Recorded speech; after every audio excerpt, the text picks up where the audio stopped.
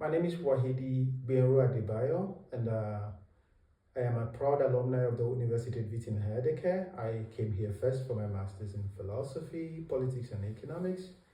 I think I enjoyed myself so much, learned a lot, and I came back for my doctoral research, and I just completed my doctoral research in March this year. In my doctoral work, I had looked at agricultural value chains in Africa. Basically, I was looking at how the socio-economic interaction and ecological interactions and farm practices, how they affect productivity and absolute production of agricultural products in Africa. And it was interesting because ecological issues, agronomy, and farm productivities are very, very, very connected. For example, cassava, which I focused on, is one of the biggest products in a tuberous product. It's Africa's number one tuberous crop. And why is cassava important? Cassava is like the last line of defense against hunger in sub-Saharan Africa. And in the last 60 years, Africa has managed to be like the biggest continent producing cassava all over the world. But in absolute terms, good. But if you look at productivity, it's only 8 tons per hectare. And the question is why? Under optimal conditions, you can produce more, up to like 80 tons of cassava per hectare. Under rain-fed system, with small scale farmers, you can get up to 45 tons per hectare. But on an average, what we get is just between 8 and 10, 8 and 9, and so on in the last 60 years. And Africa has taken more than 16 million hectares of land just to produce more cassava. So there was very little improvement in yield or productivity. It was only about absolute temp, just getting new lands, clearing new lands to get more yield.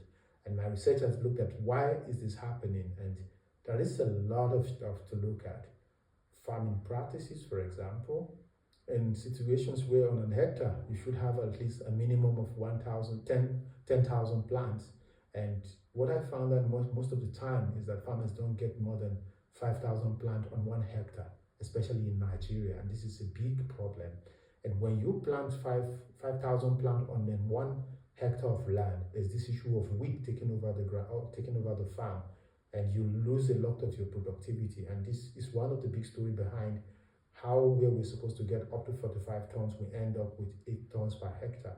There's also the issue of good value chains and so on and so forth. Farmers don't have the incentive to actually increase their productivity. It's just about put it in the ground, minimum effort, and get something out of it. And for now, that's what the situation has been for cassava. And at the core of this is sustainable development and sustainability. It's not good for sustainability, cutting down new lands for agriculture every time where you can actually produce the same thing on available land is not the way to go.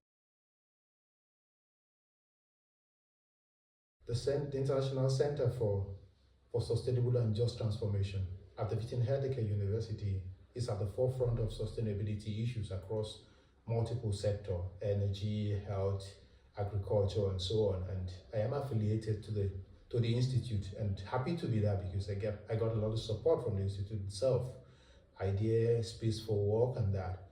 And one thing about the core, because Africa is lagging in terms of productivity in agriculture. Most of the arable land that are remaining in the world are in Africa, and I think Africa has the opportunity to bring in sustainability issue in this.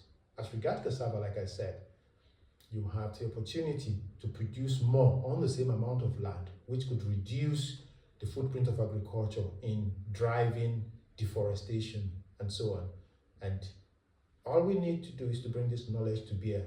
For me, as a researcher and a farmer at the same time, I run 2 farms in Nigeria. One of my farms is 25 acres, another one is 5 acres, and I grow cassava among other crops. And one thing I found that is that my practical experience as a farmer fits into my research as a researcher, and my research also fits into my activity as a farmer. And above all of this, every time I am on ground in Nigeria, on my farms, I interact with the farmers around, and I think it's a kind of a give and take situation where we learn from each other, because it's easy to sit in the office and write about things that are going wrong with agriculture, but when you get on the field, the dynamics are very, very different.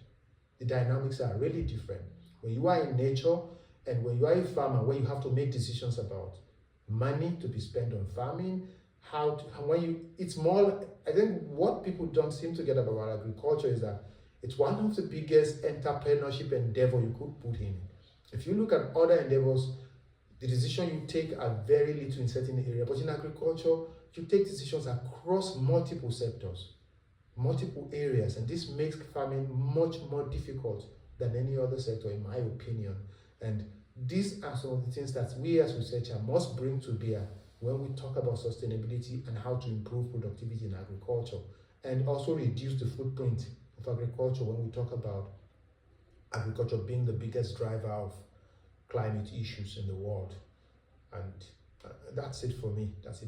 But there is a lot of room for improvement, and that's what I think my research is about, and what I would always love to work around.